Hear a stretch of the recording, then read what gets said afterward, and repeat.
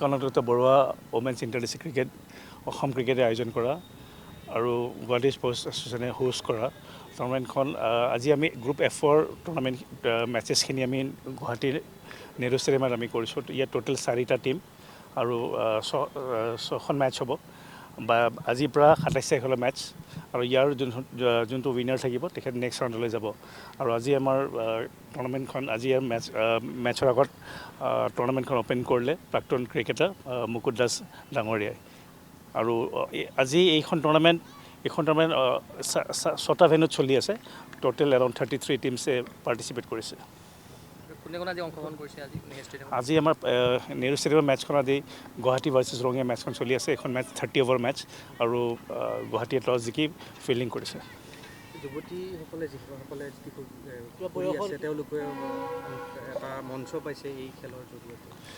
Assam cricket সন্থা এইটো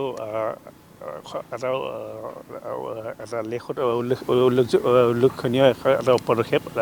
এইটো 3rd ইয়াৰ হৈছে অসম ক্ৰিকেট সন্থা। এইটোত 3য় বৰ্ষৰ বাবে কনকলত বৰুৱা ইণ্টাৰডিষ্ট্ৰিক্ট ক্ৰিকেট টুৰ্ণামেণ্ট পাতিছে আৰু প্ৰথম বছৰ 2021 হৈছিলে।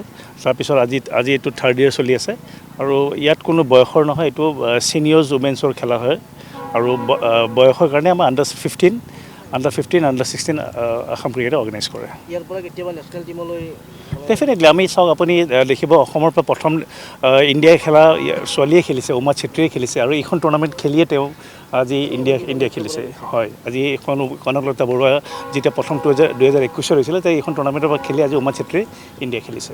আমি আশা কৰোঁ যেন আমাৰ আৰু যেন উমা চেত্ৰী হওক আৰু এই টুৰ্ণামেণ্টখন যেন আৰু আগুৱাই যাওক।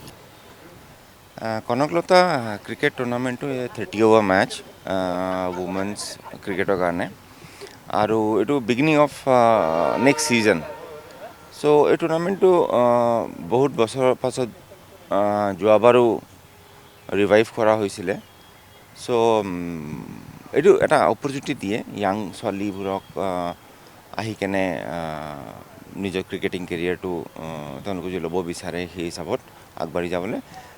Kanaklata is inter-district tournament and maximum district exact নাম্বাৰটো মই 33 আই থিংক তেওঁলোকে পাৰ্টিচিপেট কৰিছে আৰু গুৱাহাটীত যিখিনি খেলা হ'ব ইয়াতে সেইটো গুৱাহাটীৰ GSক ৰেছপঞ্চিবিলিটি দিয়া হৈছে। দে উইল অৰ্গেনাইজ টুৰ্ণামেণ্টটো ভালকৈ কৰিব। বেলেগ জিলাতো অনুষ্ঠিত হ'ব নেকি? বেলেগ জিলাতো অনুষ্ঠিত হ'ব, গোৱালপাৰাত হ'ব, এনেকৈ বেলেগ ডিষ্ট্ৰিক্টতো হ'ব। জ'ন ৱাইজত যেন ডিব্ৰুগড় হ'ল, গোলাঘাট হ'ল, এফালে আমাৰ লোৱাৰ আছাম হ'ল, গুৱাহাটী হ'ল, সেই চব আজিৰ পৰা উদ্বোধনী হ'ল। আজিৰ পৰা উদ্বোধনী হৈছে। কিমান তাৰিখ হ'ল, কিমান সময়, কিমান তাৰিখ হ'ল? 7 মে'লৈকে হ'ব। আজি 22 তাৰিখৰ পৰা 7 মে'লৈকে। 30 অভাৰৰ খেলা। 30 অভাৰৰ খেলা।